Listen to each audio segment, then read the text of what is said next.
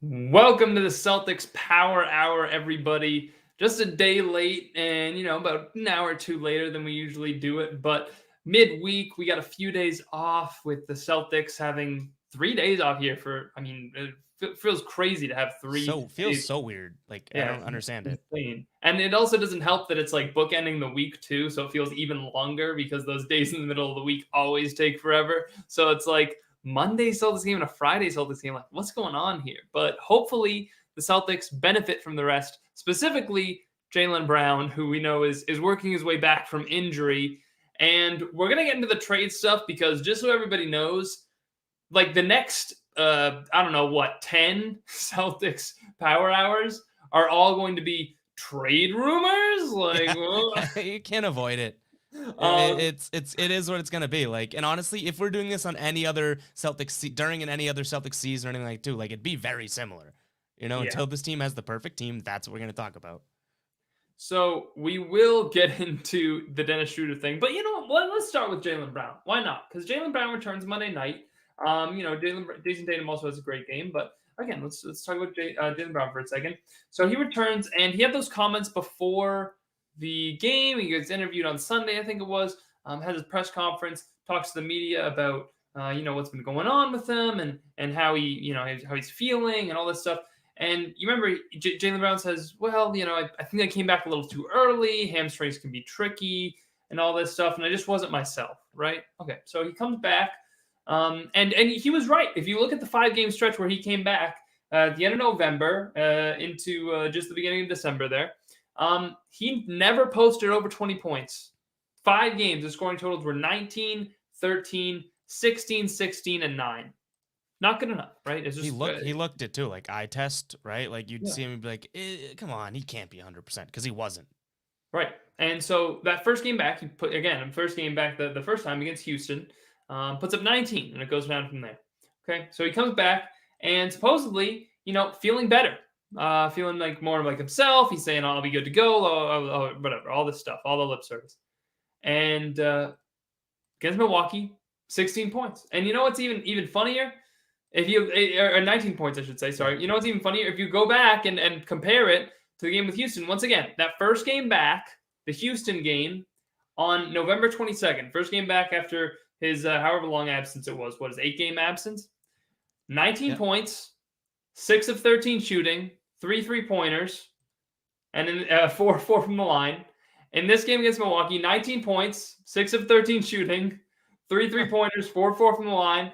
Like, are you starting to see he had 3 rebounds in one game, 4 rebounds in the next? I think it was. So, like, I don't want to already hit the panic button on Jaylen Brown being back, but like, are you already seeing the parallels there? Like, yeah, it was a big win, but like both games, first game he was a plus 21 plus minus this against Houston, plus 20 plus minus against Milwaukee. So like, I don't know. I don't want to like boy who cried wolf here, but are you concerned at all? Like, That you might not still be like back. Like what do you mean? Because I yeah, like I don't know. I mean, he fails to put up 20 again, and I know that they didn't need it. They beat Milwaukee anyway, and they Yeah, handily but beat them. So it's like so okay, that is the one difference I'll say is that I think that other game, and was it against, I just forget, but when he had, I think like you said, he comes back and had a decent game. He had like three threes in a row at one point during that game. So that game when he first came back didn't even look like, overall the whole wide sort of view of it was very skewed by that box score. I remember it. I forget. Was it Houston that I like yeah, I said, I kind of forget, but yeah, he hit like two or three threes in like 10 seconds. And it's like, wow, that mhm, actually, if you're going to score 19 points, that is a pretty decent chunk of it. That's like 12 points of it. You know what I mean? This game right, against Milwaukee, I'll say one thing. Other than bumping his knee on, was it Bobby Portis? Like, he at least looked like he was moving okay. When he came back recently and played, I was like, he's just not moving 100%. He isn't. This game, he looked like he had the burst and everything like that. I do. Obviously, he goes up for a layup and he comes up limping. And you're like, oh crap, here we go again.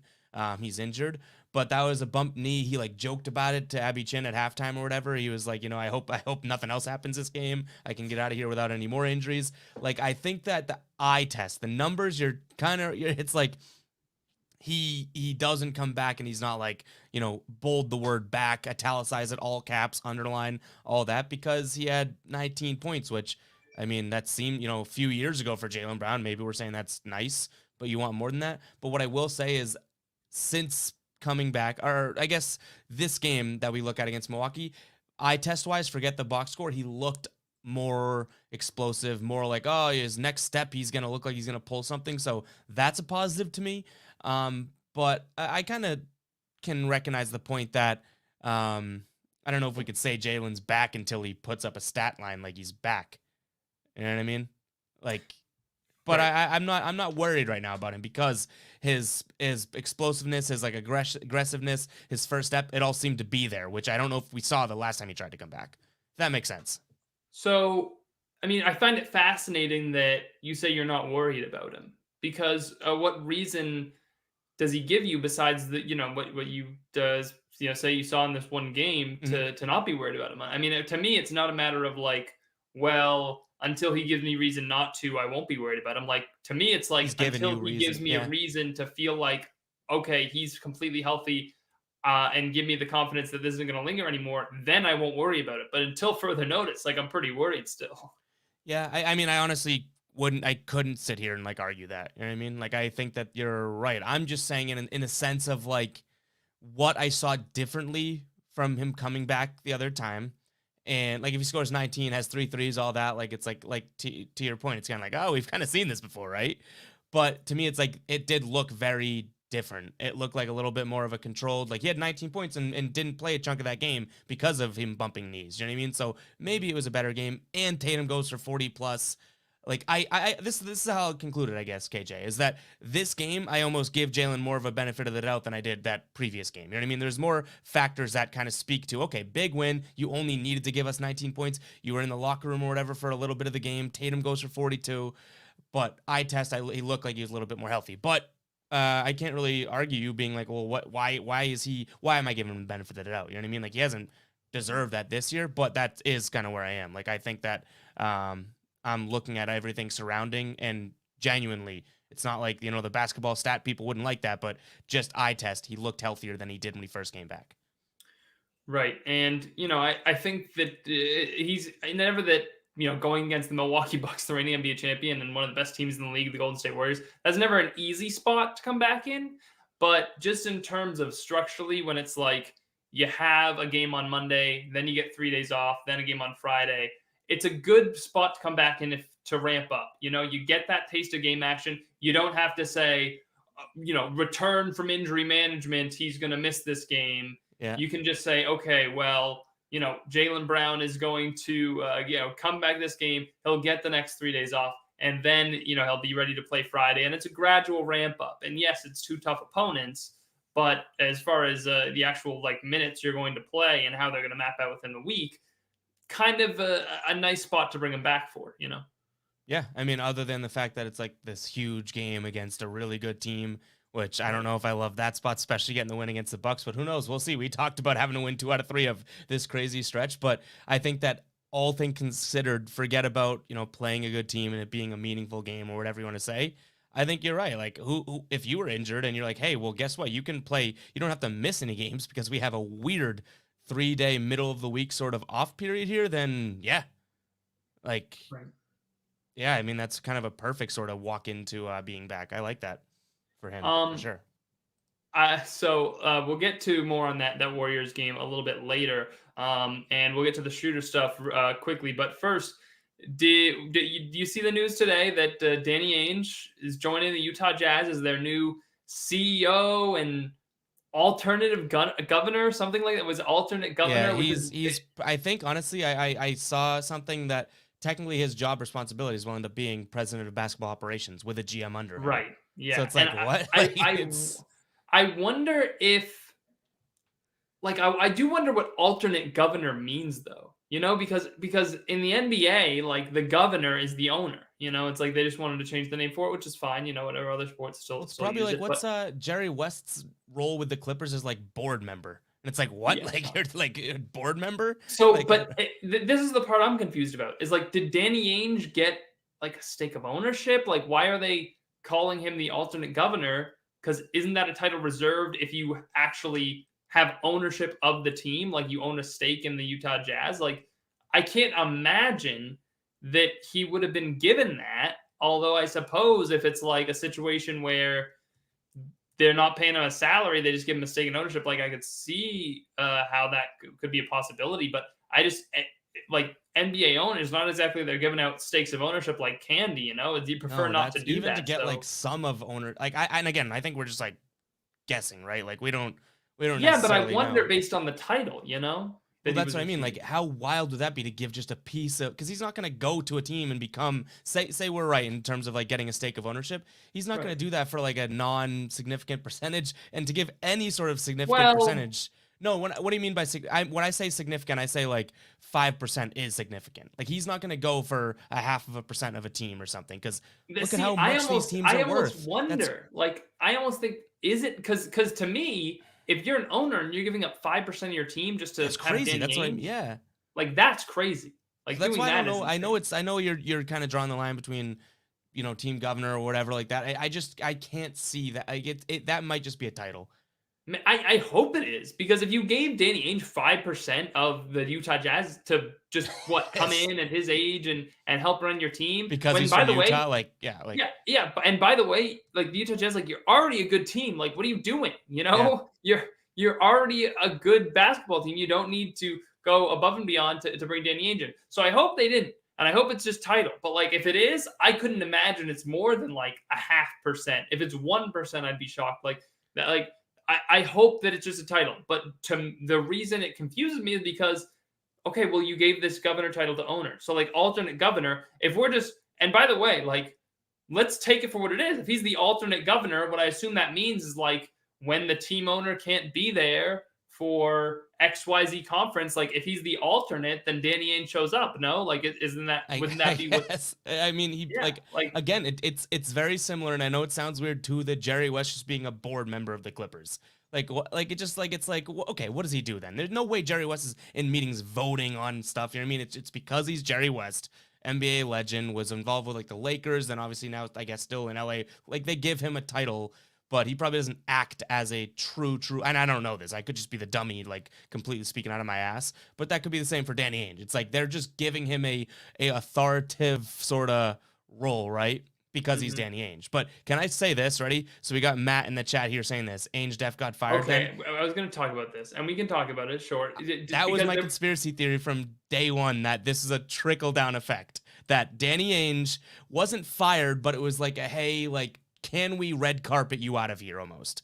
so is And this so in your mind this is the affirmation of like no, Danny Ainge didn't retire because now he's back working with the Jazz, like it well, was how all about if someone retires and they get asked a month later, are you done with basketball? And he literally, I think, quote unquote, was, well, the door's always going to be open and whatnot. I go, dude, if you retire, the door's not open. Like you're genuinely closing the door on your career. So the right. minute he retires and still says the door's open and he wants to be around basketball still, like then it's kind of like, I don't know what's going on here. So I don't know if Right. fired. I don't think fired. I think that Danny Ainge would never have been fired. Almost same thing with Brad Stevens. My whole sort of trickle down effect was that think about how fast this happened. It's that they clearly, in my brain, if this is going to be a conspiracy theory here about this, right? And I think I said this on my podcast. It's like Danny Ainge was talked to, like, hey, how about you get out of here? We can roll out the red card before you make this you retired and whatnot. And then almost to cover their own asses because they didn't necessarily like have their ducks in a row. They're like, oh, well, let's also move Brad Stevens up here so it looks like us as an organization, we had all our shit together. You know what I mean? Like if they just let Danny Ainge retire with no one filling in and everything like that, like then it's weird. That's the conspiracy. So It played I'm out still too a little perfect. confused by it because in your mind, was it Ainge who wanted away from the Celtics or the Celtics who wanted away from Ainge in that scenario? Both. That's what I think that they had a conversation that it's like, how can we make this work? Danny Ainge, I would say Danny Ainge probably wanted to like retire. Okay. Once they brought that up to him, I don't know if he genuinely decided wake up one morning, you know what? Hey Wick, like I want to get out of here. But I think that they were like, what's going on here? And he's like, you know what? Yeah, maybe it makes sense if I just leave this team. So retire from the Celtics, I think, is different than retire career wise. Like mutual parting ways is different than I'm done with this sort of GM, president of basketball operations, governor of whatever type of role. I don't know. It's a conspiracy theory. I don't know. I just think the fact that they had Brad Stevens within 24 hours announced as the new GM too is a little sort of like reactionary. Like they wanted to make it look like so pretty. Because if a Well, GM now retires, you got my my brain churning a little bit because I'm oh, I starting to love think. it. Like, I think it was. By the way, I think it was within like an hour that Brad Stevens Yeah, was I think you're announced right. as I the was gonna new. say I said 24 hours to be safe. I think I was at an airport when all this happened, and I hadn't Yeah. even boarded my flight yet before Brad was announced that. So it must have been pretty quick. So I think that you're onto something a little bit because I think there are going to be people that are going to rush to say this proves Ainge was fired and this or that.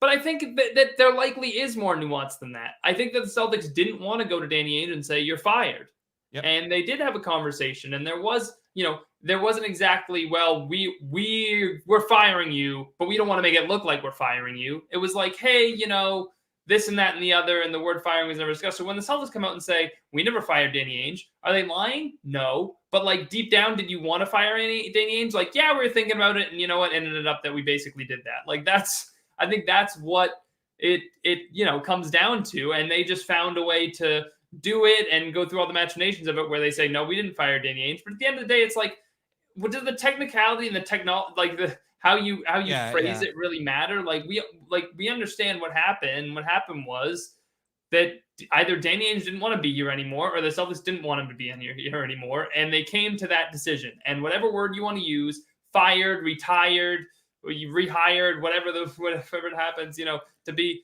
at the end of the day, Danny Ainge isn't here anymore, and he's somewhere else, and like there's a reason for that.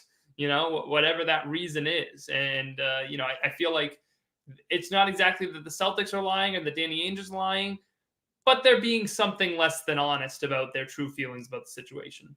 Right. Like I think that's got it. That it's to me, Danny Ainge never shied away from saying my basketball door is still open or whatever his quote is, right? Mhm. So to me, you don't say that if you don't have any piece of your mind that's like, I could still do this job.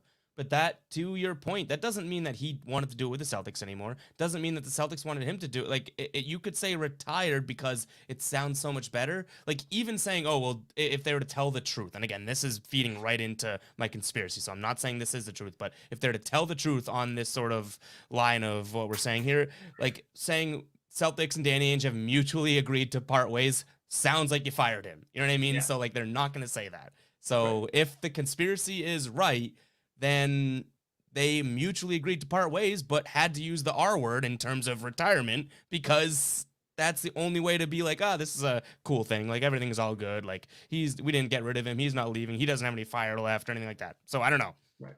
I like Sean's idea. So Danny, Donovan Mitchell, is he? What's it gonna take? Like, we'll give you Marcus Smart, and we can talk about maybe throwing something else in. Like, I don't know. It is funny. Like, once upon a time, Kevin McHale helped Danny Ainge out and win a championship. So, I don't know. I don't think it's gonna happen. But wouldn't it be nice if Danny Ainge went to Utah and traded you Donovan Mitchell for I a know couple of that nuts comes and down to like bolts? that conversation too. Was it this totally pleasant, or is he going to be like, no, screw the Celtics now? I don't. I doubt he'd be that, but it would be interesting. So Yeah. here's the money question, at least from the Utah Jazz perspective, which I don't know if we care that much about, but let's talk about it. Um, do you want Danny Ainge running your team at this point? Like, if you're the Utah Jazz, is that what you want? Like, if you Ev were the Well, owner of they Team still X. have their GM though. I Like know, their I know, G. but like Danny Ainge is supposedly above that. He's supposedly, like you That's said, it true. works out Yep. to that he has the same role he had with the Celtics. Yep. So if you're the owner of Team X, do you want Danny Ainge running your team? Um, I honestly I want to say no, but I don't know if that's like I could see him coming into a Jazz team who's already good and helping. You know what I mean? Like I think what Danny Ainge struggled with here was being too patient in a time where maybe you did have somewhat of windows open to make something happen. Like with the Jazz, that's a team that like you could just be patient. Like you know, and get a piece here and there. Now, does he do that? Maybe because he doesn't really do that. He didn't do that here, but you already have like a couple of your pieces and good role guys. Like the Jazz already have players that Danny Ainge couldn't get the Celtics. You know what I mean? Like they have sixth guys, seventh men. Like to me, yeah, maybe he can help. But if he comes in and if he's calling the shots now, then that's where my answer probably turns to no. Because I know the name's escaping me. Pretty much the executive GM or the guy that was below Danny Ainge. He still has that role now. Brad Stevens overtook him there as president. Like he's I guess technically the general manager of the Celtics, but the Was it Mike president of best. Zimmerman or something like that? Yeah, yeah, yeah, yeah, yeah.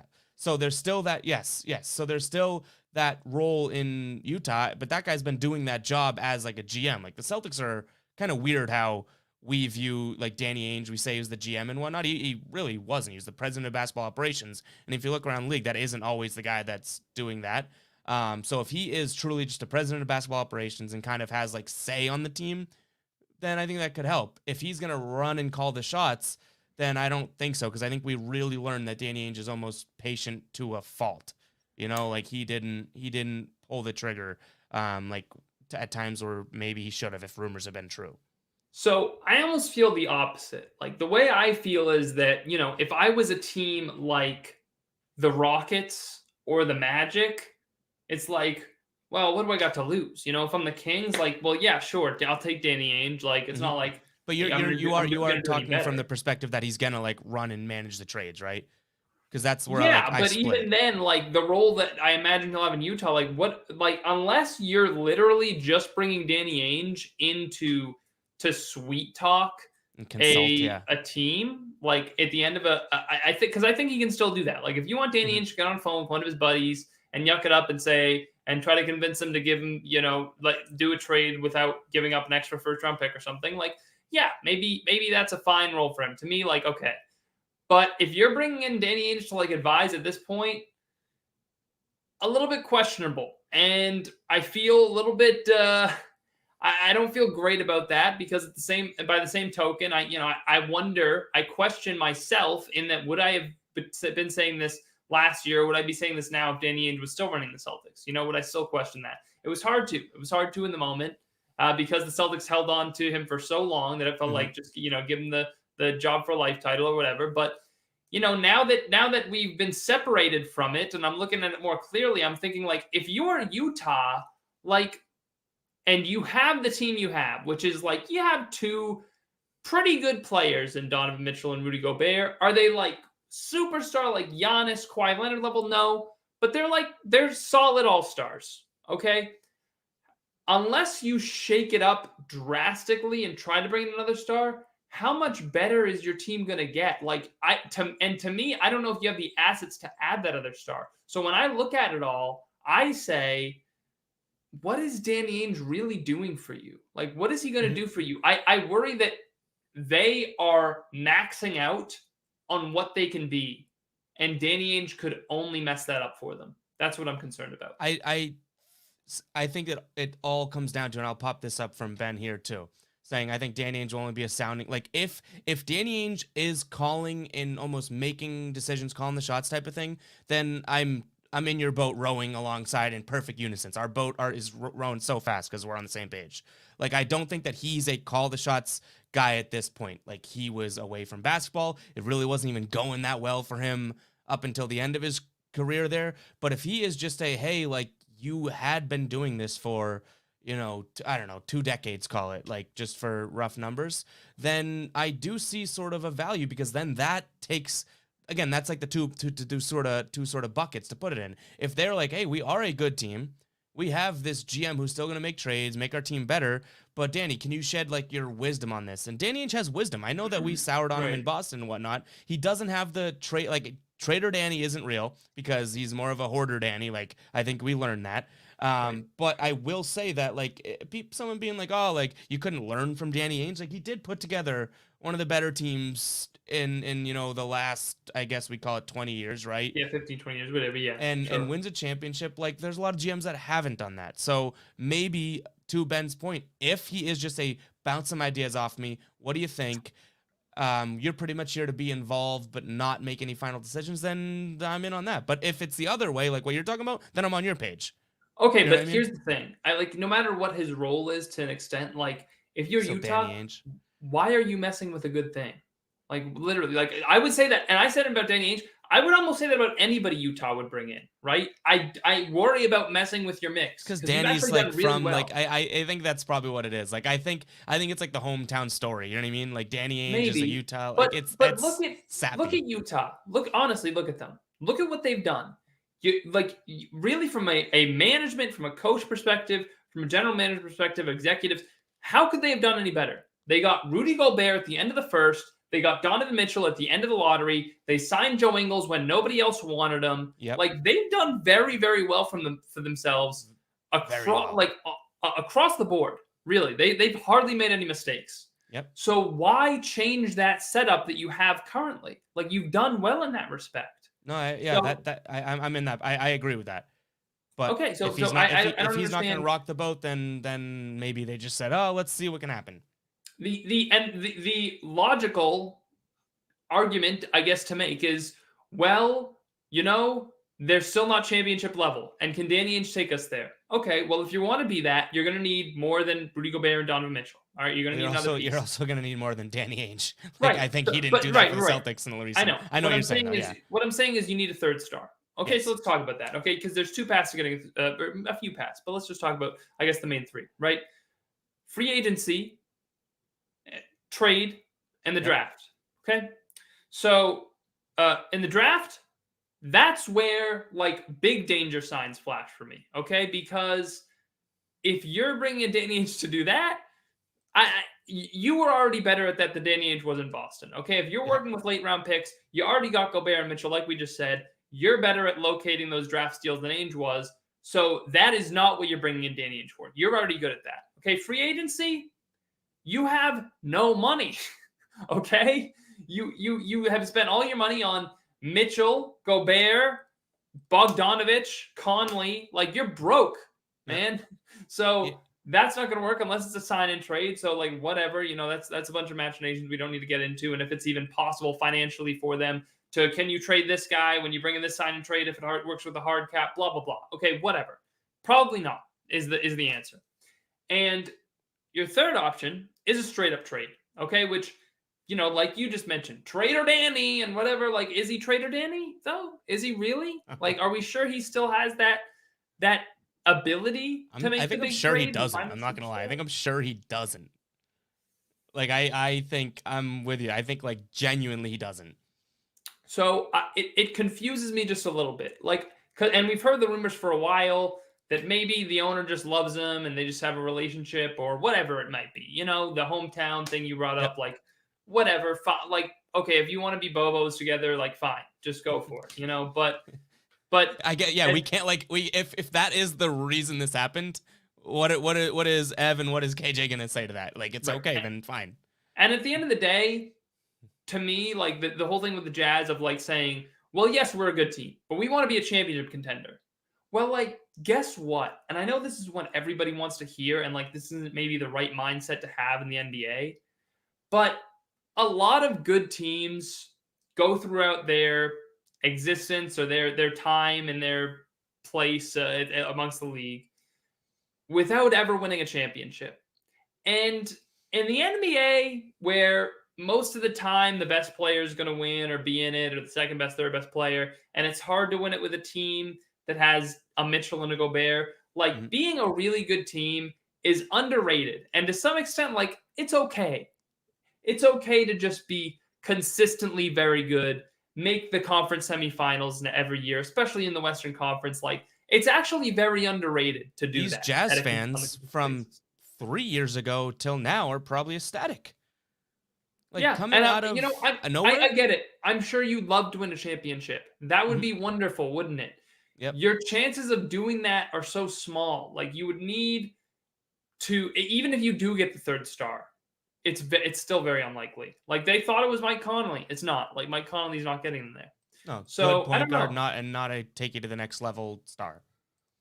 I'll tell you what. If they think that this move is going to help them get to a championship, I think they're wrong.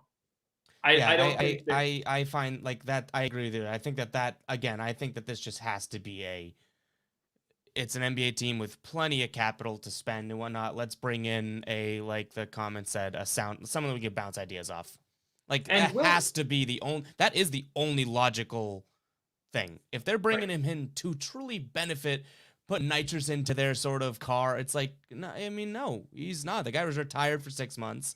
Like it, And at the end of the day, we'll see, right? If a big trade happens in Utah and the reports come out that Danny Ainge's yeah, fingerprints were all over it, right? And they all go on and they have a great season, then that's the case. No sure, one look back on episode 10 of Celtics Power yeah, Hour. then We'll he'll get his archive this praise. one. But I'm even saying, like, even if that happens, I mean, so let's say they get, I don't know, Karl Anthony Towns, right? And he plays the 4 and Gobert plays the 5, whatever, right? Is that winning you a championship? Like, are you sure it is? Because I'm still not sure about that group. Like, I don't know. Whatever. We'll see what happens. I'll be told in time. The move, I question it a lot.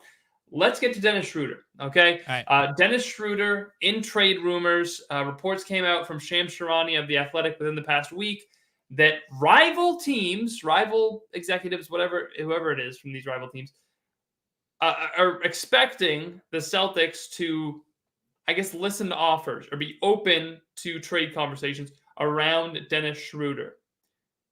Were you surprised by this at all? I think it was bound to happen at some point. I think that it was a pretty hefty coincidence that that news comes out, and then that night or the night whatever it was, all of a sudden Schroeder's in a dust up with Tatum on the bench. Like, talk about stars aligning for the media and people that want to react to that. But 1 year deal, severely underpaid this year. I think that he is 1,000,000% a tradable. I think Dennis Schroeder's been like, I think that people have soured on him for whatever reason in the last couple weeks. I think he's still still one of your best players in this team. Like, I think that's undeniable. In terms of, am I surprised that they might trade him? Is no, because guess what the logical thing to do with Dennis Schroeder this year is? Trade him for a bag of peanuts if you have to, because he is going to be gone for nothing. Well, hold on, back if up. you have to, if you have to. But what does that mean if you have to? Like, are you trading Dennis Schroeder no matter what happens? No. I'm in the mindset of listening to offers and whatnot. So going through the trade I don't think you go out of your. It's still like it's not like you're gonna get. So this will actually explain it pretty well. You're not going to get that much for Dennis Schroeder. Like, no team. What'd you say? I don't think so either. I agree. Yeah. Okay. Good. Because like, what team's gonna be like, oh yeah, like I'm gonna get the guy that's making severely less than what he wanted for half of a season, and that type of thing. And then he's a free agent. Exactly. Like, he's not. You don't think that he's thinking like, oh, I gotta get some money this offseason, and he knows that he is worth more, like 100%. He held out, bet on himself. It didn't work just because teams signed other guys and whatnot. Dennis Schroeder still is going to get, I could see 20 million plus a year. Like, maybe a team will pay him that regardless. Maybe, I don't know. They said that last year about Dennis Schroeder, and look what happened. And well, he wanted like 30 plus. There is a huge difference there. We'll see. Either way, that is what? Right. Yeah.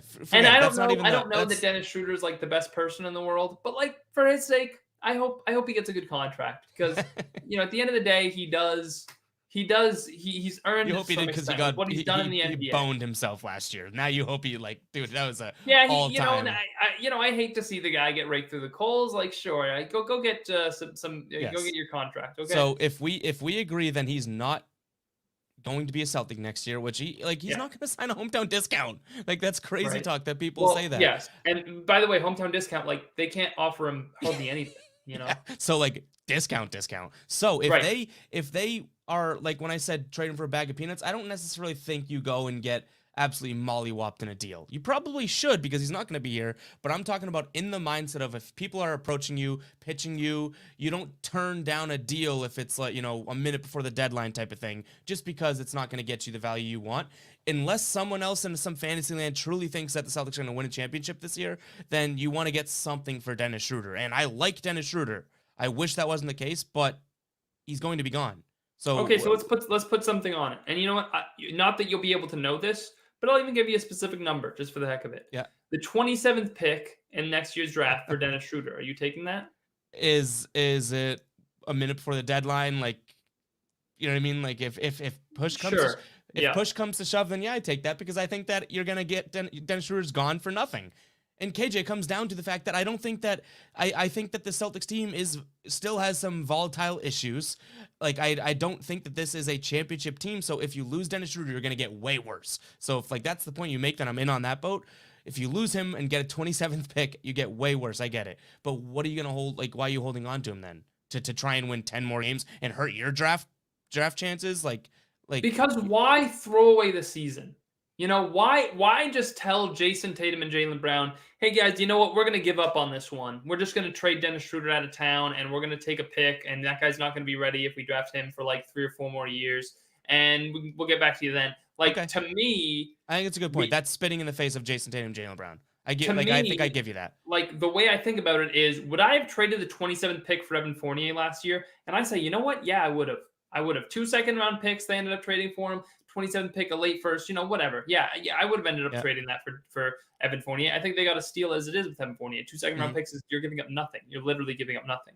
So, and that's what you're looking at when you're talking about Dennis Schroeder's return. Because I understand that your point is that, hey, if you're gonna just have half a season of Dennis Schroeder, what's that worth? Yeah, I'll take the You're a 4 pick seed at versus a 6 seed or something like yeah, that. Like it's I'll take the pick at the end of the first round. Sure, You're right. You You're know right what? though. You're right with Jason Tatum and Jaylen Brown's mentality about it. The teams, you're throwing in the towel doing that. But also, you know what? Every other NBA GM's thinking, like, what am I giving up for Dennis Schroeder when I can't resign him next offseason? Like, they're all thinking the same thing. But So, KJ, Celtics fans think Dennis Schroeder has trade value, and right. he does from an ability perspective. But unless there's some sort of like wink, wink, nudge, nudge, we're gonna sign you in the off season, like you're gonna be here to long term. No team is gonna be like, oh, let's give up an arm and a leg for Dennis Schroeder. Right. He's good enough for that. Like if he was on a Marcus Smart contract, right? You have a legitimate trade asset on your hands. I don't know if they would want to trade him because he is good, but if he had a contract long term that by the end of that contract it probably ends up being team friendly, then yeah, but that's not the case. Like this guy is making arguably $20 million less than what he could be this year. He's going to want to search for that money. And that's not him being like a conceited, let me get the money bag chaser. No, that is I'm just getting what I should be getting type of mentality. Like Right. they're not going to get much for him. So, to me, the math equation is, how much to the Celtics should, for 3 months of Dennis Schroeder be worth? And to me, the way I look at it is, okay, well, he right now he's your third best scorer. He's, one of your better point guards, one of your better ball handlers, holds the ball a little too much, but that He's is just what one it of your is. better players. Simply So like he is. at the end of the day, I'm not giving that up for the 27th pick who could just end up being another like, J.R. Giddens or Jawan Johnson or whoever. Like I value the Yep. team this season too highly, Because even if they but you just are named nothing. So you win the argument there because you did. When I say like a bag of chips, right? That's equivalent to nothing, and you kind of just did the same thing. Like I'm the 27th pick. Maybe I was thinking like long term, you get a deal, trade, whatever. But if you trade Dennis Schroeder for you take my point, right? Which I'm admitting, Yeah. like that extreme of it is wrong because I'm not trading Dennis Schroeder to get a Taco Fall type of thing. Okay, Like but this is what I'm asking. What is something? Like what do you think the best you can get for Dennis Schroeder is? Just on off the top, like I'm putting honestly, you on the spot, but off if the top of your head. someone could come in, so draft, I think any draft picks, I honestly think could like that in a situation where it looks like the Celtics are in need of or whatever trades, right? Like they look like they could make trades or look like they should make trades and like that. And I guess I'm talking off season at this point, right? Because you're not going to go and trade him and then quickly turn around this whatever. I think that you have value in draft picks because what team doesn't want to be like, okay, throw in that draft pick, it sweetens the pot, right? But if you get a guy that can play minutes for you, and it doesn't have to be 20 minutes a night, anything like that, like you give me someone, maybe I don't know, a wing or whatever. If they could play 10 minutes for you a night and be like, oh, that's like a 10-minute per. I don't have a name on the top of my head, but there's a million of these guys in the NBA. 10 minutes a night in the NBA type player. Never going to do too much, never going to do too little, anything like that. I think that is a sort of, if you're going to lose Schroeder for nothing, you bring in that guy instead in a trade. But to your point, like you Jawan Johnson, like then you are trading him for nothing. You might as well hold on to him and lose him for nothing. But if you can get something, which my something again is draft capital or Yeah, but what 10 draft capital? Like what this is what I'm saying. Like 27 first round pick, what do you say? 27th, first 27th pick overall, like the one that you threw at me. I would do that. I know you said you wouldn't, but Okay, like but you that's said, like you even said last minute, okay? If you came down to it, like, last minute, yeah. you'd take the 27th pick, okay? But I'm saying, like, what is a deal that you wouldn't, like, wait till the last minute for? Like, you'd You're say, "You know searching, what?" so they're shopping this deal on their end almost. Like, what yeah, like, what are you saying, like, "I'll take that, like, today." You know? Like, what is that deal? Is it S- 2 firsts? Is it, Two firsts? because like, is it the 27th pick twice? Because by the way, like, Yeah, yeah, when yeah, you yeah. when you look at the when you look across the league right now, like, who is the team out there that's giving up, like, a mid first for Dennis Schroeder? You know? No Is it one. like, You got to are the remember, we are Minnesota on we Timberwolves, are on the same page here in the sense of you have close to no leverage with him, right? Like I'm on that boat. like, are the Mavericks gonna call you up and say, "Hey, here's our first"? I don't think so. It's almost like I don't know. Maybe you can correct me here, but my mindset is like a contender might want him because you have a half a year of I him. He's Right, gone right, after that. sure, sure. You know what? Yeah, maybe, yeah. Would the Bucks want him if something happened? Sure. Would the Jazz maybe want him? Maybe, yeah. The Warriors is a backup. Who knows? I don't know. But the like those picks again are not going to be too interesting to you. Like a No, team that to me it's like, do the Sixers want him? Will they give you their first? Like, I bet they won't. I bet they'll no, say, "Wait, we could have gotten this they guy in won't. free agency for 5 million, and now we have to give up our first for him or two firsts." And it's like, no, teams aren't going to end up doing that. And so to me, it's like, well, What do you, I don't think I'm Jack getting much saying from him. Cam I'd Reddish, rather just Jeff have him Green, for the like that's playoffs. that's the type of guy. Like that's high end of the spectrum on what they could get. I feel like a Cam Reddish for Dennis Schroeder. Like when you asked what's my definition of something, right? Cam Reddish, and Jack even says first round pick for so Dennis and a first for Cam Reddish. Say this Dennis for Cam Reddish or Cam Reddish is your return. That you asked me what my definition of something. Cam Reddish is high end value for Dennis Schroeder because the Celtics don't have leverage. So that kind of puts it more into perspective, I guess, where I'm thinking of this deal because they can't go up to the Hawks and be like, hey, we got Dennis Schroeder. And they're like, okay, cool. If we want him, we'll just wait a couple months and we'll get him. Like it's Mhm. so that's high end value. Jeff Green, I hate to even say that. That might be closer to high end value. If you can get a guy that can play and genuinely contribute, then that's value for him. But like, is Jeff Green giving you more this season than Dennis Schroeder is? No, he's not. But Dennis Schroeder next season's going to give you zero. Maybe Jeff, like who knows? Like I don't know At the his contracts. age, though, at Jeff Green's age, like I don't know. And the Well, the is Jeff Green going to give you that much less than Dennis Schroeder? Yeah, maybe mm, like a chunk, but it's not like he's a incapable player. You know what I mean? Like I don't once upon a time we would have said that about That's Jeff true. Green. That's true. I, Flashback a few years, Jeff Green like is the future of the Celtics. So maybe we try at and the end kick of the that one day, back Jeff up. Green is. I mean, I don't want to talk too much about Jeff Serviceable. Green, but he's 35. He's averaging, a little under 10 points a game. And like, is he going to get the minutes here when you have wings already like Jalen Brown and Jason Tatum and Grant Williams is playing really well? And it's like you got to.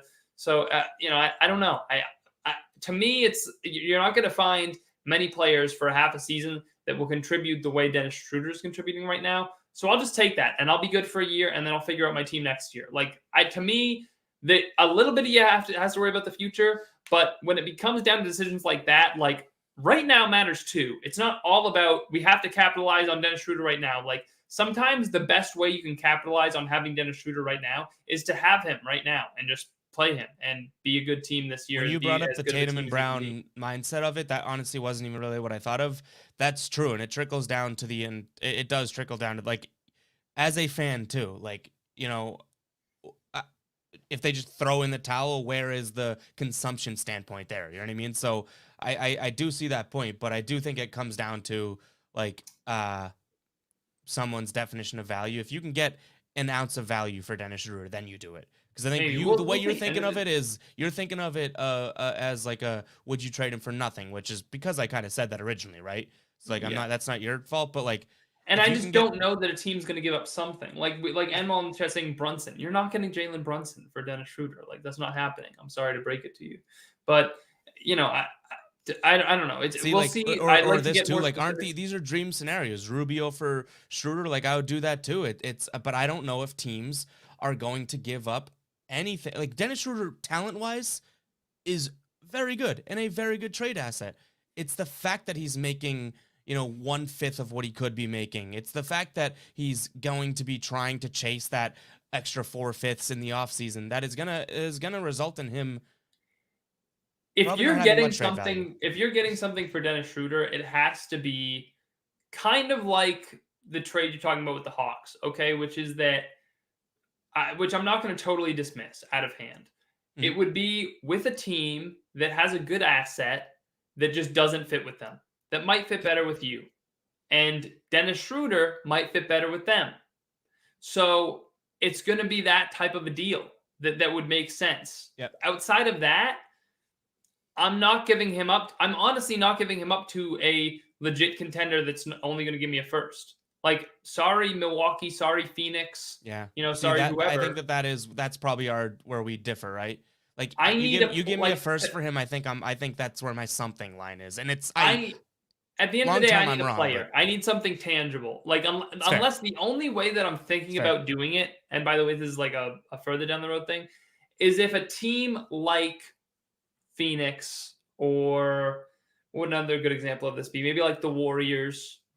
If they give me a first, but it's 4 years from now or three Where years they from they now, could they could be and then I can say, okay, maybe that won't be the 30th pick. Maybe it won't be the 27th yep. pick. Maybe you'll be bad again in the net situation.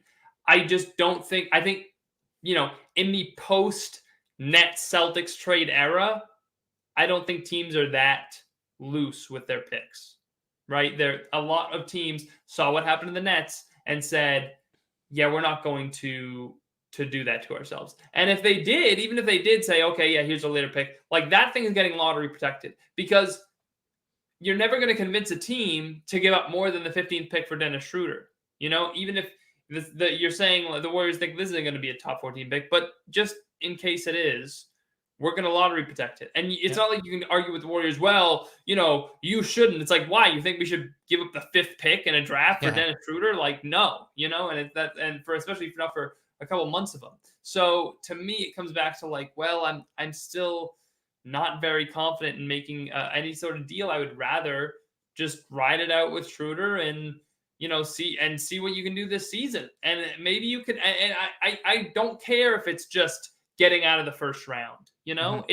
It's another step towards getting back to where you need to be, even if he's not going to be on the team, because he's hopefully the idea is that he's allowing the time that other guys on your roster need to develop. Yep. Like, because it's not always on the floor that the development happens. He's buying you time while Peyton Pritchard gets better, or while Aaron Nesmith gets better.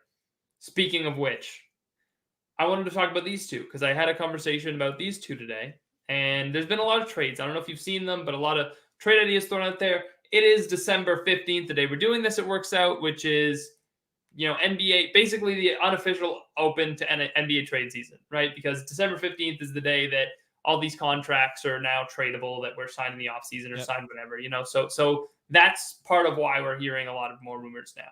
One of the players that has been loosely rumored to the Celtics, no one's substantially exactly pointing this out just yet, but people have brought up Buddy Hield's name. Okay. Yep. And I brought up Buddy Hield's name before. I really am very fond of Buddy Hield. Me Now, I saw an example trade for him, and it was something like, I can't remember off the top of my head. I know Josh Richardson was in there. There's a few other pieces I didn't really care about. And then it was Aaron Nesmith was the other guy in that trade. And I saw his name in there, and I thought to myself, and I said, would I rather that be Peyton Pritchard, or would I rather it be Aaron Nesmith if I had to give up one in a package for Buddy Hield? So I want to ask you, who would you rather trade if you had to, in a deal like that or another deal, whatever? If the Celtics are going to make a trade at the deadline and they need to include one of those guys, who would you rather it be if they were going to do a move like that? If I rather, it's Pritchard out the door before Nesmith, and I'm not gonna lie, that shouldn't be a testament to Nesmith. Like, don't take that the wrong way, being like, oh, credit to you, Nesmith, for sticking around in Ev's mind here. No, it's Pritchard is irrelevant to this team now. I don't want that to be the case or anything like that. He is not a player on this team now. I don't know if Udoka hates him, or if Pritchard told me he was a huge Fresh Prince of Bel-Air fan and, liked his wife a little bit. So I don't know what happened there, but Peyton Pritchard is just, as of right now, I could be like an idiot and this changes in a month. As of right now, is not even close to being a part of this rotation. Aaron Nesmith, you're still kind of being like, oh, maybe. So, yeah, but I will say this. You said you're fond of Hield. Me too. He would have to change a little bit coming here. Like, when they told him on the Kings, you're going to go to the bench, they made I don't know if you heard that, but they made a deal with him that when you come into the game, you could still shoot like double-digit threes. Like that was like a verbal communication of here's almost like this is, you don't think you're being, taken back type of thing. Buddy Hield can't come here and shoot 12 threes a game type of thing. Like that's taking no, because that's now taking shots away from guys he's not taking shots away from. Hold on. Let me decide. All right. Okay, let me decide how many. Let me wrap up what I'm saying then, and then get on that. But I would take Buddy Hield in a heartbeat. Either one, Pritchard or Nesmith, I would trade. I wouldn't hesitate to include in a trade. But to answer your question, it's Pritchard, and I don't want it to be the case. But Pritchard's so far from being into this rotation. I don't know why, but that's the case. Okay, so you mentioned Buddy Hield. What was the number? You said 10 or 12. What was the number exactly? I said 12, but I think he probably, what? Are you looking at average? Yeah. So whatever, 10, 3, 12, average 10 probably, but he what? Whatever, whatever. You got to smirk on your face. Here's my thing, because you mentioned that in honest. I thought I heard you say 10, but this was the thing. So, I mean, Marcus Smart the last 2 years averaging 6. Yeah, I know. I know. So am I letting Buddy Hield take the same numbers Marcus Smart? Yes. Plus how many? To me, no. 10 threes a game for Buddy Hield? That's maybe a little bit reasonable, He isn't the past. I don't know what he shot last year, but let me look it up because I don't want to make a fool of myself. So, other than this is probably his worst shooting year. I'm looking at it now, right? He's averaging 10 a game, by far his worst 3-point shooting year of his career. If he were to do what. I don't know. I still don't think that's the. I don't know if you want anyone taking 10 threes a game if you have Jaylen Brown and Jason Tatum on your team. Even good shooter, bad shooter, I don't know. I think things would have to change because do you watch King? He gets in and jacks. It's not a 10 natural threes a game. It's a touch the ball. Let's see if this one goes in. That's not. We complain about the Celtics offense and the flow. He'd have to make some basketball changes to play here. I don't care about numbers. Watching him play, he would have to make some changes. He gets in and just goes, let's see if this one goes in. Okay, so how many 3-pointers per game do you think? You got Ubi on your side there. He says, I agree with KJ, but he can come in and shoot from half court. I don't care. That's true. As long as Marcus Smart's not doing, I guess I can't really. Okay, so Ev, how many 3-pointers per game do you think Kemba Walker averaged with the Celtics? Wow, that's 6? Over 8. 8.5. Really? See? Yeah, but hold on. But did that work? Where's your point there? You know what I mean? My point there is that Kemba Walker is what's the right word here? Substantially, a notably worse shooter from 3 than Buddy Hield. Okay. And my other point is that I understand what you're saying. What's the shot distribution on that necessarily? If they're 10 good threes a game, then I can't argue that. Buddy Hield would be your third scoring option, and he's playing next to Jaylen Brown and Jason Tatum would help Buddy Hield get better looks. Give him 15 threes a game if it gets him here. I don't have to be the look. I just think but if Buddy's watching, give him the friggin' shots. At the end of the day, we look at it and say, that's a lot, but that's the way that Buddy Hield plays, and that's the way that a lot of these spot up shooters play. And when he's that, when he falls there in your pecking order, that's just to me that's a little bit of the way it's going to be. Especially if you end up trading. He shoots it 13 times a game, averages 10 threes. So I guess that is those are just field goals. Those aren't threes. You know what I mean? Dennis Schroder is averaging 14 field goal attempts per game. So, if you trade Schroder and you bring in Buddy Hield and, maybe not in the same deal, but there's some imagination of that, then, Buddy Hield's getting those shots. If you keep Schroder, then guess what, Schroder? Your field goal attempts per game are going down, 4 at least, And by the way, if you keep Schroder and trade for Buddy Hield, like Marcus Smart, you're probably gone. Josh Richardson, you're definitely gone. So like, there's more shots for you. So I'm fine with it. I'm absolutely fine with it. The thing about the original question, which is we'll get to more Buddy Hield stuff, hopefully in the weeks to come. I hope so, at least. On record, I've changed it. Give Buddy Hield 25 threes a game. Get him to Boston. If the Celtics get Buddy Hield, I am getting that jersey so fast. Like, you don't understand. Do you understand how much I love Buddy Hield? Like, do you remember this? My infatuation with Probably Buddy Hield. if you I used to say, and I know this is crazy, and I'm outing myself right now, but I don't care. I'll say it just for the people in the Celtics Power Hour. Okay, I used to say when Buddy Hield was at Oklahoma that he was Dwayne Wade with a jump shot. That's what I used to say about Buddy Hield when I saw him play at Oklahoma. Because he was that, like, I loved seeing him play that much. And that half-court shot he hit at the buzzer in one of those games to win the game, like, he was so clutch. I love seeing him there. And I'm not saying Buddy Hield is going to be Dwayne with the jump shot, but you know what he's been throughout the course of his career? On terrible team after terrible team, because he's been stuck in Sacramento. And before that, he was stuck with the Pelicans for half a season before they traded him for, just the Kings' best player at the time. So you got to play with even more garbage. Like, that is the struggle that has been Buddy Hield's career. So Last thing on him, though. Any hesitation, too, because I think this rolls into what you're saying. He gets benched in Sacramento. Like, you say bad team after... This isn't a Karl Anthony Towns bad team after bad... Like, this is a guy that is on a bad team, and somehow they thought it was best to bench him? Yeah. And I'm a Buddy Hield guy, too. Not as big as you. I didn't think he was Dwayne Wade with a jump shot. I was thinking more or less Michael Jordan with a passing ability, you know? Right. Like, that's... But like, how do you get benched in Sacramento? Like, I think I could start at shooting guard in Sacramento. Like...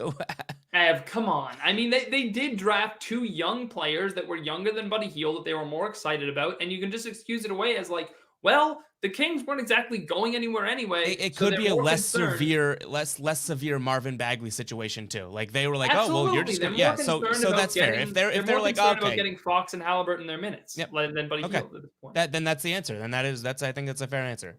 Like to me, if you bring Buddy Hield in to pair him next to those guys, like I think that's pretty good. Is it enough to be your third star to win a championship? No, I would say that probably most likely 99% chance that it's not. Mm-hmm. That 1% chance I'm still holding out on Buddy Hield turning into Dwayne with the jump shot. But he does have the jump shot part down. It's only like think about it. The easy part's over. Just the hard part. He's got to turn into Dwayne. I mean, I'm telling you, when I watched him play at Oklahoma. And I saw the little, like, they compared the videos to Reggie Miller, like, when he's running underneath the basket and coming off screens. And I'm like, oh, man, Buddy Hield is going to be the guy. Like, I will get that jersey so fast. It will be hanging up right next to my Guerschon Yabusele jersey. I'm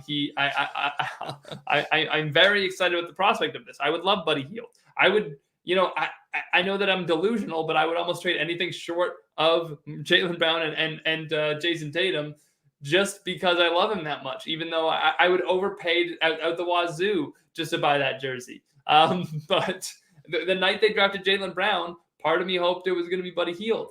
I was wrong. But speaking of bets and whatnot on this show, it's not a bet, but we got to plan something if the Celtics get Buddy Hield somehow. Because that's one of those where there's smoke, there's fire. We've heard Buddy Hield's name a little bit. Who knows? Maybe all of a sudden it happens. And I don't know what KJ does. Maybe you get into some weird stuff. We put this episode behind a paywall or something because I don't know what's happening. That's for sure. But the original crux of the question, Aaron Nesmith at his ceiling is just Buddy Hield. Buddy Hield, yeah. Just a little bit taller of a Buddy Hield. Yeah, so from that standpoint, it would make a little bit of sense to trade Aaron Nesmith. That being said, I would still trade Peyton Pritchard, and here's why. Because I just have more faith in Nesmith's ceiling at this point. And I think last year, if you asked a lot of people this, they would rather trade Nesmith. Like if I asked you this last year, not at this time because the season hadn't even started yet, but when Peyton Pritchard was playing very well, what would you have said? Would you have rather kept Peyton Pritchard then? I don't know if I would say yes. I'd rather kept Peyton Pritchard then, but I think that it's a debatable almost it's a conversation. You know what I mean? Sure. And I still worry. Like now, I don't think it is. Like they both could be good. Yeah. Peyton Pritchard, maybe he does turn into Fred VanVleet. I don't know, but I'll tell you this much, and I know this is going to be stupid. So I already know. I've already said a couple stupid things, so I'm going to say another stupid thing. Did you see the comparisons they made between Aaron Nesmith and Chris Middleton the other night on the broadcast? No. They they grew up in the same town. They went to the same high school.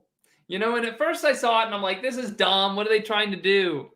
And they had the points, and it was like Middleton's obviously averaging way more, but they had that same background. And I was thinking, Middleton was like a late pick. He was in the second round. And Pritchard wasn't that late. He was still in the lottery, but not eventually Middleton outplayed his draft position. Could Nesmith do that? And like Nesmith is pretty similar in that, he profiles as a taller shooter, a little Yeah. bulkier, like could play as I could see him playing the same type of role as a Chris Middleton. Like, can he get to that level? I don't know, but like, hey, that's interesting. And Middleton developed faster than Nesmith is, but Middleton was also on one of the worst. It was like one of the two worst teams in the entire league in the Milwaukee Bucks. Like, they were awful. And he was just getting minutes just to get minutes, and he ended up being pretty good. So Nesmith's development has been slower, but still, if faced with that question, I think I would keep Nesmith. And I understand that it doesn't make a lot of sense to have Buddy Hield and Jaylen Brown and Jason Tatum and Nesmith if they're all good, because guess what? They can't all play together, yeah. They can't all start. Like, it doesn't make sense. You're not starting Buddy Hield at point guard. So even still, I'm scared of giving up on Aaron Nesmith. More scared of giving up on him than I am on Peyton Pritchard. And I heard someone saying, shout out to Jack Simone, and I don't want to put him on blast here or anything like that, but he did say, I brought up the question, and I asked those guys, and they were like, well, and Jack said, it depends if you trade Dennis Schroder. And I said, does it? And because it has to be more long-term consideration than just, okay, well, I need a point guard for the back half of this year. Like, Ubi asked pretty much that similar question too in the chat. He says, because I do think it impacts it, but I think you're kind of getting at it. So go ahead. I think it's like, well, you're thinking short term there, but it's like if you're tasked with the decision to pick between two of your younger assets that could be very good, does it really come down to whether or not you're trading Dennis Schroder this season? Shouldn't it be about who you think is going to be better no matter what your roster is? I mean, look, if you trade Dennis Schroder and then you have to trade Peyton Pritchard and you're out of point guards, like, I know some people aren't going to like this, but hey, like, Jeff Teague's available. Like, I hear Jeff Teague's on the street, He's a champion, huh? You can get a former champion up in here if we can only have a guy like that on our team. So, to me, I still would rather have Nesmith, because who knows? In a few years, maybe Buddy Hield's not on your team anymore. Maybe he's a free agent. Maybe he walks. Maybe this or that happens or whatever. And then all of a sudden, Aaron Nesmith can be his replacement. I like Aaron Nesmith better. So, and who knows? It might not be for a Buddy Hield trade. You might be trading for somebody else. You might be trading for a Sabonis. I don't know. Whoever. Give me just ready. So Matthew, I've seen a couple good comments from Matthew. I do want to give him a shout out here. Couple of these guys, like I guess I'm assuming that's a Bryn. So Josh Hart. Focus on Josh Hart because I saw that name in the chat earlier too. Mm-hmm.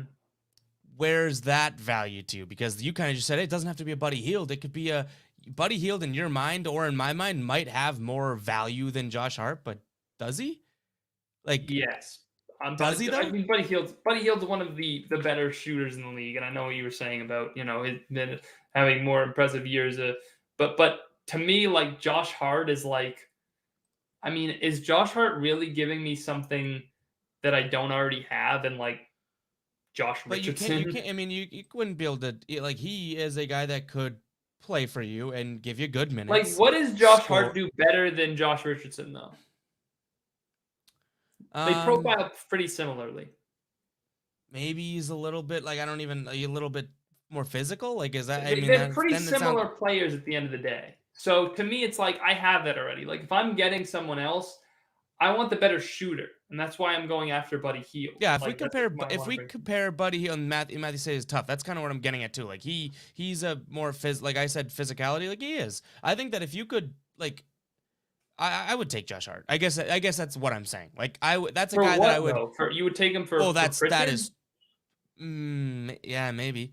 Honestly, I don't know. And you're getting a guy that's going. You're getting a guy that will play for a guy that's not going to play. I don't love that. I'm not sitting here being like, what a great trade, but Josh Hart would play on this team, and Peyton Pritchard doesn't play on this team. So if Yeah, that's the like deal, then Matthews yeah. throwing all this stuff out there, like he can run the point. Like, can he? Like, I don't. I mean, Josh Hart shouldn't be running the point, like, really at all. Like he's, and by the way, like Josh Hart can run the point as much as Richardson can. Like Richardson was like the main ball handler in Miami I a know we lot, talked about that a few. I still wish that was something that they have and not like untapped his ability. But right.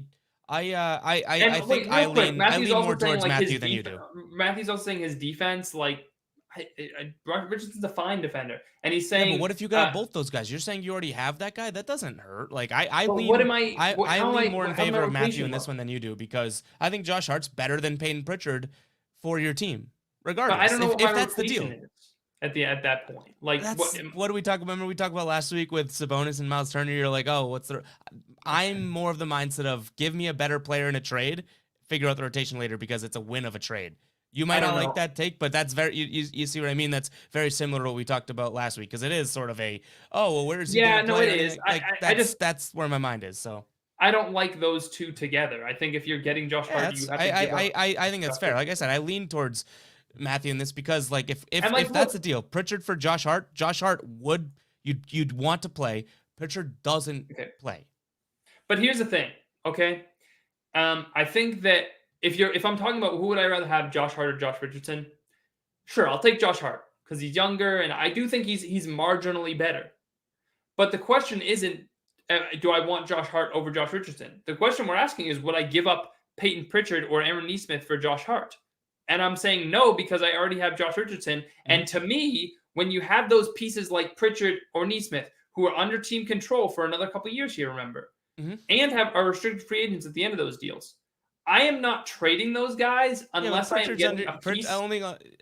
Pritchard's on your team control, just sitting on your bench. You know what I mean? Okay, but I still but the idea is that those are pieces, young pieces Yep. that can develop and be better, and Pritchard showed the potential he had last season that I want to be able to trade eventually for better players than Josh Hart. Like Yeah, right now, I don't Pritchard want to may be deny. I sitting wouldn't on your deny bench. that. Yeah, He might I'm be sitting only on your really bench, but he talking still Josh has Hart in a value. vacuum. I'm only He, talking he's Josh Hart in a vacuum. he still Like, has real value, yep. and eventually that value could grow, and it could get you a better player than Josh Hart. So right now, I am not trading Pritchard for Josh Hart. If you want to tell me I can get Josh Hart for Richardson in a couple seconds, like I'll consider it. Yeah, I'll probably do that. But I'm holding out for something better with those guys. And if I don't get it, oh well. Yeah.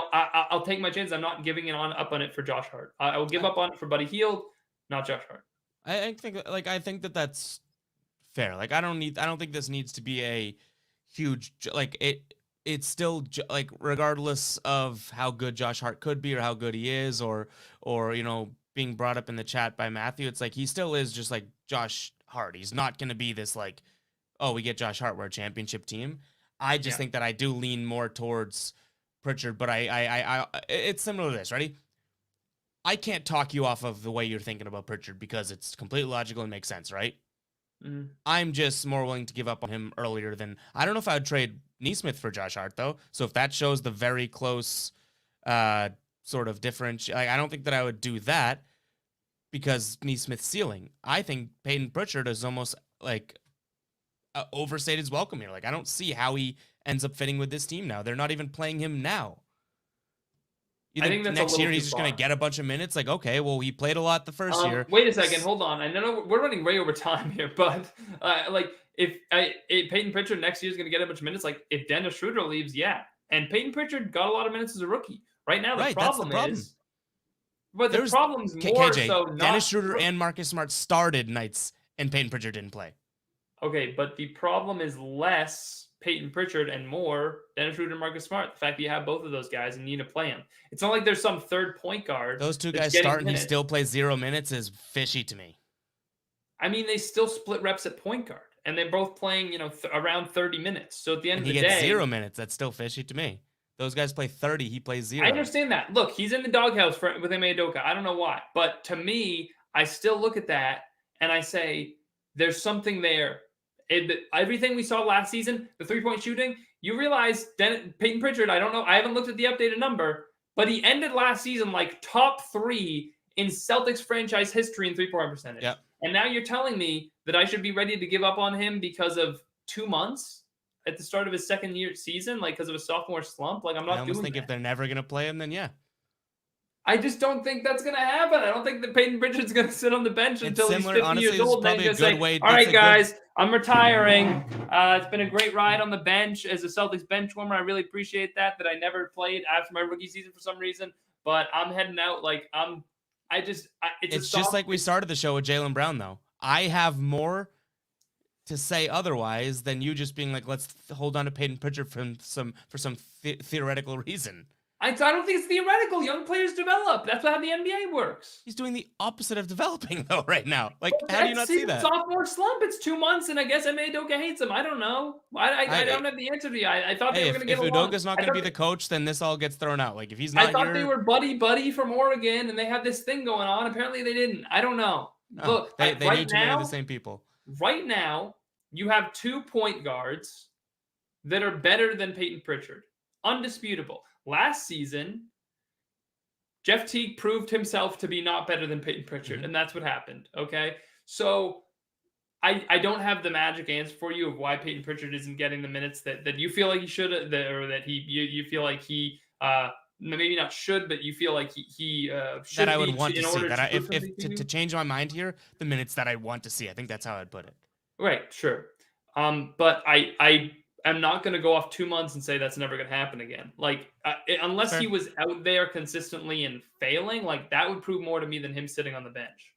You know, there could be any number of reasons why that's happening. And I think that could be very well subject to change. Like, if the Celtics trade Dennis Schroder and you know, build up his value and get something for him, like Peyton Pritchard's right in there.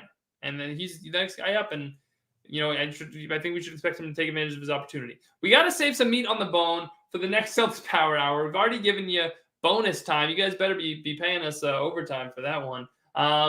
But thank you guys once again for watching. I have final words. I know that we just started having this crazy debate about Peyton Pritchard. It's I just hope people in the chat know that like I think we're trying to keep up with the chat, and we KJ will do like you know, we'll get better with the chat, because I think it's tough when you get me and you talking. Like, we'll just talk, but we are you know, it's. Evie, you still on Matthew's side with that last comment? I'm just curious. Are you still? What did he say last? Schroder. What was it? Pop it up. Schroder and Jaylen Brown trade. You interested in that very much? No. Oh, I thought you and Matthew were buddies. I thought you and Matthew. I'm buddies with Matthew. Not that one though. All right. Thank you guys. Yeah. My last words. We'll keep up with. We do our best, but KJ and I can both talk to a wall about the Celtics for hours. So imagine putting us on the same show here, but that's what we do. So do our best. Yeah. And once again, thank you guys for tuning in, and I appreciate you guys like talking to each other sometimes in the chat too. Like, it's helpful. And I'm all saying, wrap it up, get out of here. Get it out of here. But Ben saying he's joining from London too. Just, you know, thanks for tuning in for all the way from London. I know it's got to past midnight there over in London. Yeah, thank you guys for watching. Really appreciate it. As always, eat some dinner, whatever you got to do. We've been watching the Celtics Power Hour for the last hour, so you got to catch up on some things. But Celtics game Friday, I wanted to get to that a little bit, Ev. I'll throw the last thing out to you just real quick. Do you wish a little bit that Steph Curry was going to break his record against the Celtics, or are you glad it happened against the Knicks? I'm glad it happened. Real quick, it would have been cool. Like, you think about, you know, him passing Ray Allen would have happened in the same place Ray Allen passed Reggie Miller. Ray Allen would have been in the building. Like, would have been cool. I give you that. That turned into way too much of a theatric thing for me last night. So I'm glad it didn't happen in the middle of a game that I'm, you know, watching and. Why do you say way too theatric? Just like, you know, and NFL is like the worst at it when they break records and they almost like stop the game. Like, I don't like that. You don't like it? I like it. Game. I like it. I'm sure people do. That's why they do it. I'm just saying, play the damn game, then honestly, celebrate. To me, it's cool. To me, it's like we're taking a second to acknowledge the fact we understand we have a game to play, and we all understand that. But we're acknowledging the fact that, like, what you did special. Like, taking a this second's record- different than taking 20 minutes out of my time watching a Warriors-Knicks game type thing. You know Like, what I and mean? some people said, like, do you think this is overrated? Like, no, it's not overrated. Like, this is incredible. Like, I remember when Yeah, Ray no, Allen I posted, don't like the idea of what does this stat matter? Like, no, it matters. it is a big deal. It's a huge. Oh, it's. I was listening to the radio. They were like, oh, like it's what? This isn't a huge number. Like it's a regular season stat. No, it matters. He's like undebatably the best shooter. Like, you know what I mean? Like it's matters. Yeah, and it's. But I just don't like the theatrics in game. I love the leaderboard, and the other thing is people are saying, I don't know if you've seen this, but people have claimed like, oh well, like, you know, the next guy will break this. Like, whenever the NBA is going to keep shooting, so like eventually in 10 years, like, you know, the next shooter, whoever the best shooter, in the, you know, Damian Lillard, it's just going to swap hands a bunch. It's not. Steph, as much as people shoot in the NBA, I don't think people really realize how much Steph Curry shoots. Yeah. Real quick, and we'll get out of here, I promise, in the next 2 minutes. But do you know how many Steph Curry's averaging like 5.5 3-pointers per game? Do you know how many players in the league average over 4.5 threes a game? No, but it can't be high. One, Steph Curry. Do you know how many players in the league average over 4 3-pointers made per game? One, Steph Curry? One, Two? Stephen Curry. Do right. you know how many players in the league average over 3.5 3-pointers made per game? That's got to be more than him, no? One. It's Stephen Curry. That's it. And he averages 5.5. Yeah. Like, look at the list of most 3-pointers made in a season. I'm pretty sure it goes like Steph Curry, Steph Curry, Steph Curry, someone else, Steph Curry. Like, that's what we're talking about. And the battery exhausted as soon as, of course. You said next 2 minutes. Your camera immediately said, you know what? We're putting a timer on this bad boy. We went way too long, obviously. Yeah. Of course we did. All right. All right. Well, we do have to head out, guys. As we said before, thank you all for watching. We'll get back to you next time. Celtics, Warriors. We'll have the post game. We'll have the pregame. So come back for that. And tomorrow, special Patriots Colts pregame is, you know, pre-weeks, midweek stream for the Preview, Saturday game. So definitely tune into that, guys. All right. Thank you guys for all for watching. We'll catch you next time on the Celtics Power Hour.